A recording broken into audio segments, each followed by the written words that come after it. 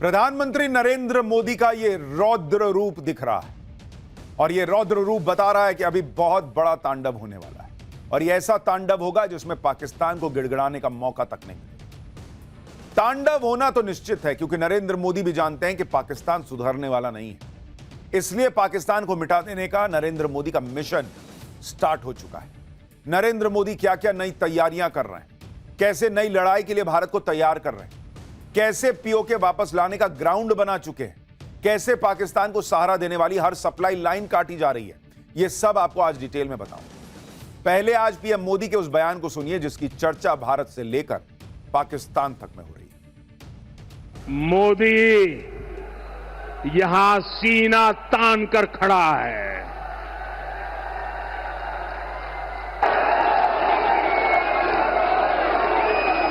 मोदी का दिमाग ठंडा है, ठंडा रहता है, लेकिन मोदी का लहू गर्म होता है।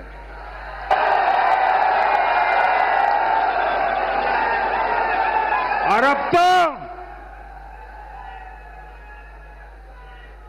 मोदी की नसों में लहू नहीं, गरम सिंदूर बह रहा है।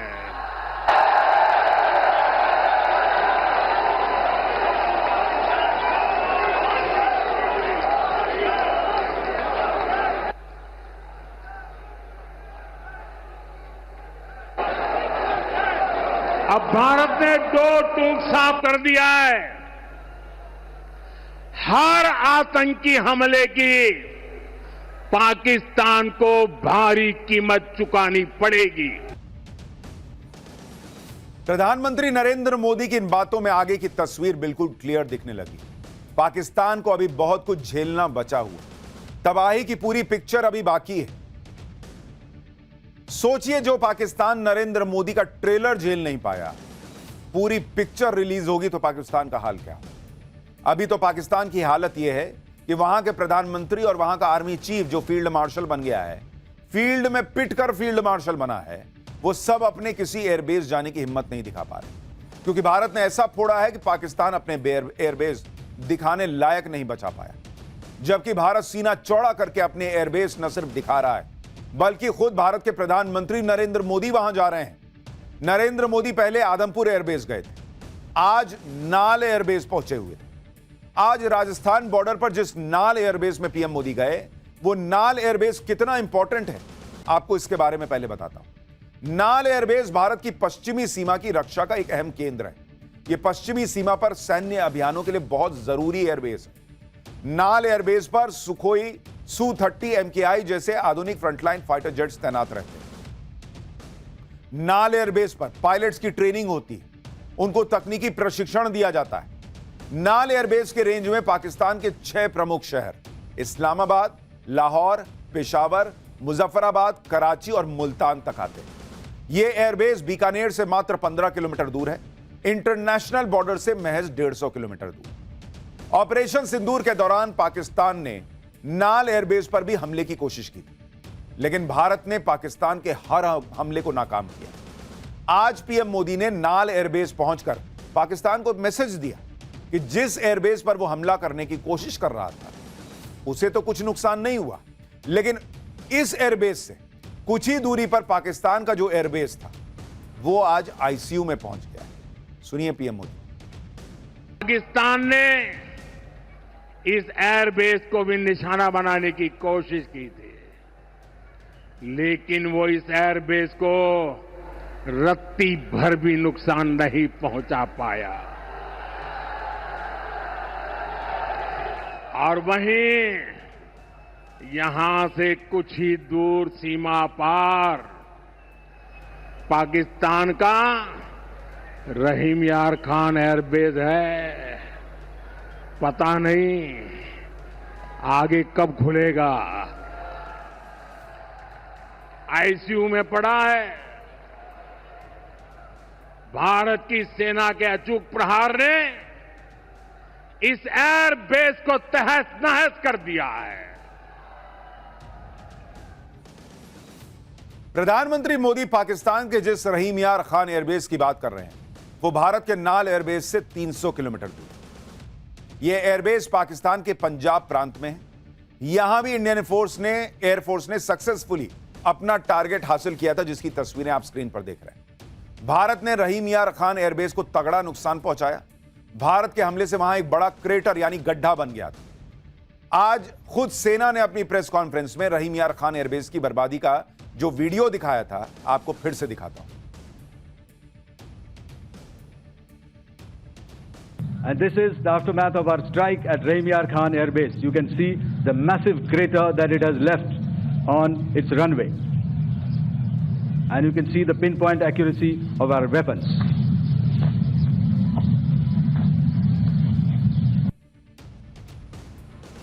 भारतीय सेना ने पाकिस्तान के रहीम यार खान एयरबेस को जिस तरह से फोड़ा था, उसकी चर्चा पूरी दुनिया में हो चुकी है। अमेरिकी अखबार वॉशिंगटन पोस्ट तक ने पाकिस्तान के रहीम यार खान एयरबेस की बर्बादी की सैटेलाइट इमेजेस छापी। इन सैटेलाइट तस्वीरों के आधार पर वॉशिंगटन पोस्ट ने लिखा था कि पाकिस्तान के 3 हैंगर, रनवे और 2 मोबाइल इमारतों को नुकसान हुआ है। भारत के जबरदस्त अटैक के बाद पाकिस्तान का एक नहीं 11 एयरबेस आईसीयू में पड़े और इनमें कई एयरबेस अभी हफ्तों तक इस्तेमाल के लायक ही नहीं है, क्योंकि भारत ने इन एयरबेसेस में ऐसी तबाही मचाई कि एयरबेस की मरम्मत में ही हफ्तों लग जाएंगे। पाकिस्तानी सेना की हालत क्या है, उसे आप इससे भी समझिए कि एक रिपोर्ट के मुताबिक पाकिस्तान ने रहीम यार खान एयरबेस के बंद होने की तारीख 6 जून तक बढ़ा दी। भारत ने 10 मई को इस एयरबेस पर हमला किया। इस हमले के बाद पाकिस्तान ने एक नोटिस यानी नोटाम जारी किया और बताया कि एयरबेस अभी 1 हफ्ते के लिए बंद रहे, यानी 18 मई तक। इस नोटिस में यह भी लिखा था कि एयरबेस पर फ्लाइट ऑपरेशन के लिए रनवे उपलब्ध नहीं रहेगा। पाकिस्तान ने वहां वर्क इन प्रोग्रेस का बोर्ड लगा दिया था, लेकिन भारत ने पाकिस्तान को ऐसा नुकसान पहुंचाया कि उसे डेट पे डेट बढ़ानी पड़ रही। रहीम यार खान एयरबेस पाकिस्तान की एयरफोर्स का फॉरवर्ड ऑपरेशन एयरबेस था, जो मरम्मत ही पूरी नहीं कर पा रहा। भारत ने ऐसा फोड़ा। भारत ने सिर्फ पाकिस्तान के एयरबेस पर ही गड्ढा नहीं किया, बल्कि उसकी सोच में भी गड्ढा करके खौफ भर दिया है, और इस गड्ढे से वो आसानी से निकल नहीं पाएगा। पाकिस्तान के खिलाफ भारतीय सेना के ऑपरेशन सिंदूर की सफलता यही है कि इसने पूरे देश को जोश में भर दिया।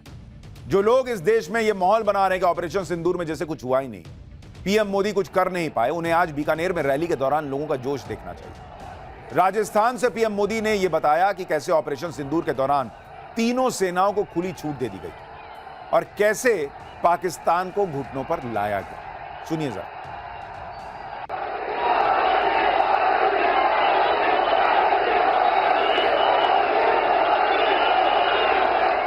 आज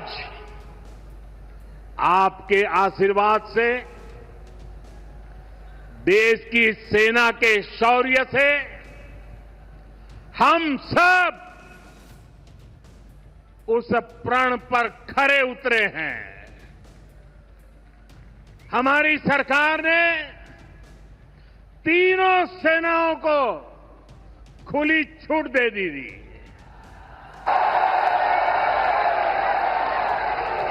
और तीनों सेनाओं ने मिलकर ऐसा चक्रव्यूह रचा कि पाकिस्तान को घुटने टेकने के लिए मजबूर कर दिया।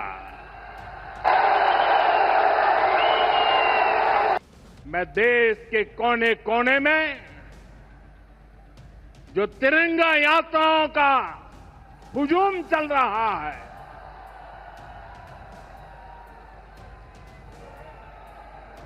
मैं देशवासियों से कहता हूं,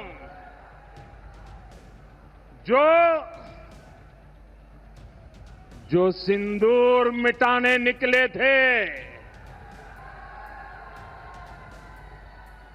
जो सिंदूर मिटाने निकले थे, उन्हें मिट्टी में मिलाया है।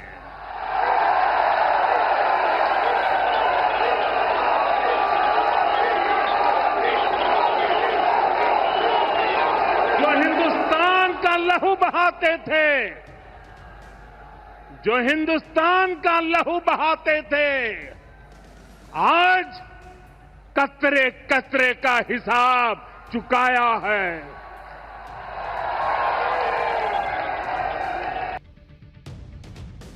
प्रधानमंत्री के चेहरे पर गुस्सा दिख रहा था। वो मानो बॉर्डर के पास खड़े होकर पाकिस्तान को चेतावनी दे रहे थे कि अभी और मारेंगे, पीओके लेकर रहेंगे। पीएम मोदी ने आज बीकानेर में शक्ति पूजा भी की। प्रधानमंत्री बीकानेर के प्रसिद्ध करणी माता मंदिर पहुंचे, पूरे विधि विधान से पूजा की। करणी माता को शक्ति और योद्धाओं की देवी माना जाता है। करणी माता बीकानेर राजघराने की कुल देवी हैं। बीकानेर के लोग करणी माता को अपनी रक्षक मानते हैं। पीएम मोदी ने करणी माता के मंदिर में पूजा करके देश की सुरक्षा की कामना भी की। नरेंद्र मोदी की यह शक्ति पूजा पाकिस्तान के लिए बड़ा संदेश है।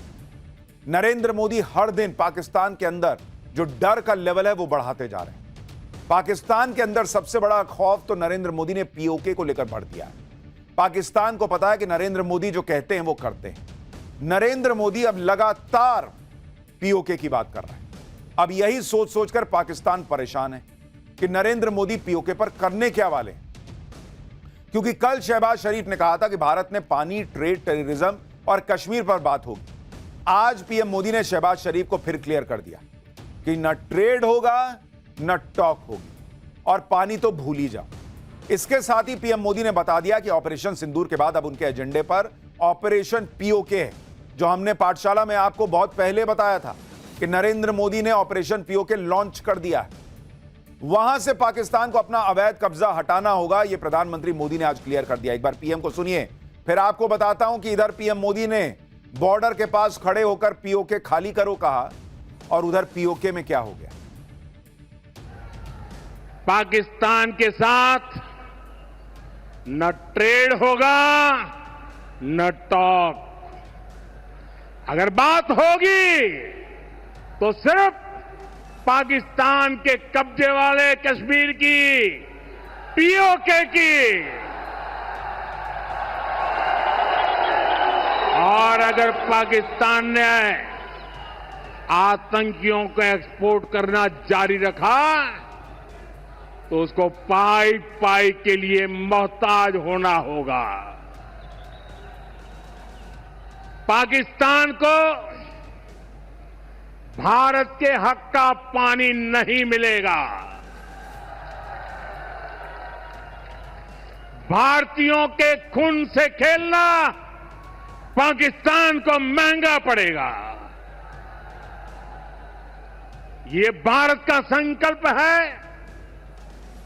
और दुनिया की कोई ताकत हमें इस संकल्प से टिका नहीं सकती है। यानी प्रधानमंत्री नरेंद्र मोदी ने क्लियर कर दिया कि पाकिस्तान को पीओके खाली करना होगा, आतंकवाद का रास्ता छोड़ना होगा।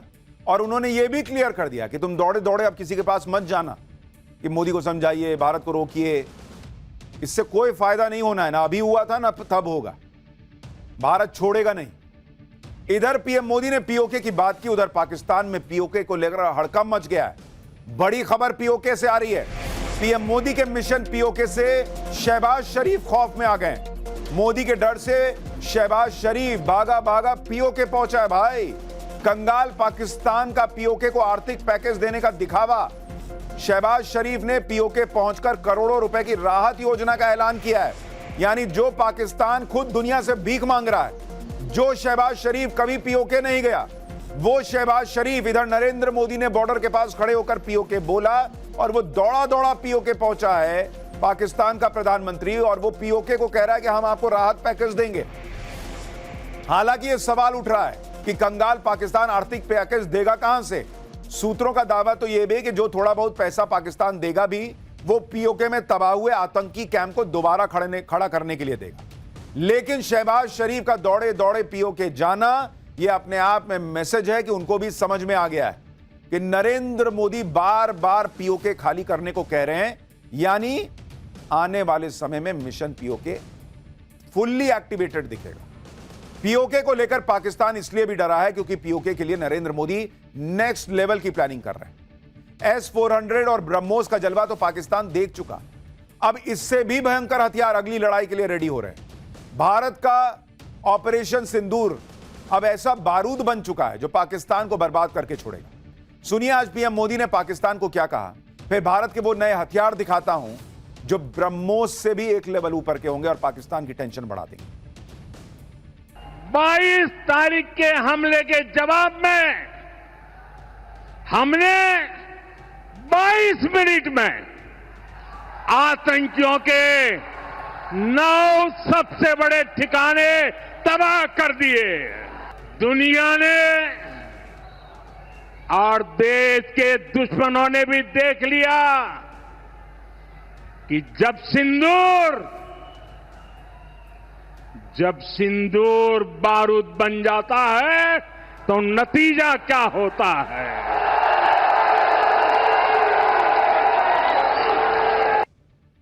जो सिंदूर मिटाने निकले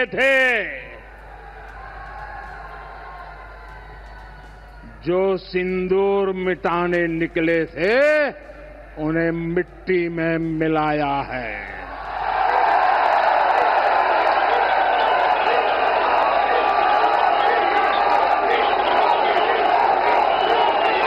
जो हिंदुस्तान का लहू बहाते थे, आज कतरे कतरे का हिसाब चुकाया है।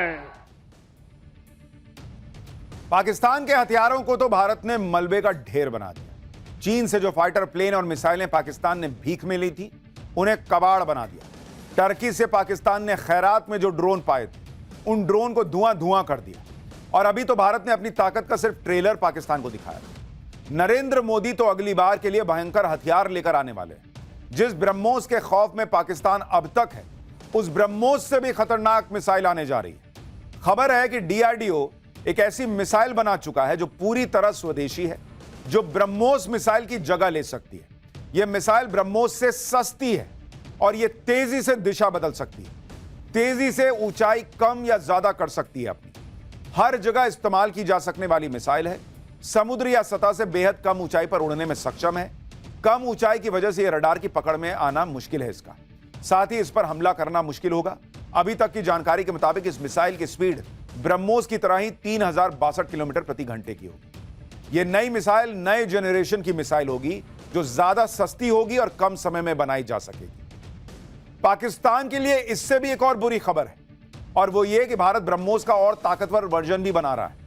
भारत ज्यादा लंबी दूरी की ब्रह्मोस मिसाइल बना रहा है। इसके 1 साल में तैयार होने की संभावना है। इसका नाम ब्रह्मोस एनजी यानी नेक्स्ट जनरेशन है। इसकी रेंज 450 किलोमीटर से बढ़ाकर 800 किलोमीटर की जा रही है। यह अभी के ब्रह्मोस से ज्यादा कॉम्पैक्ट और स्लीक होगा। इसका वजन अभी के ब्रह्मोस से आधा होगा, यानी अब भारतीय एयरक्राफ्ट दोगुनी संख्या में ब्रह्मोस लेकर उड़ेंगे। नई ब्रह्मोस मिसाइल इतनी हल्की होगी कि इसे लाइट कॉम्बैट एयरक्राफ्ट जैसे तेजस में भी इस्तेमाल किया जा सकता है।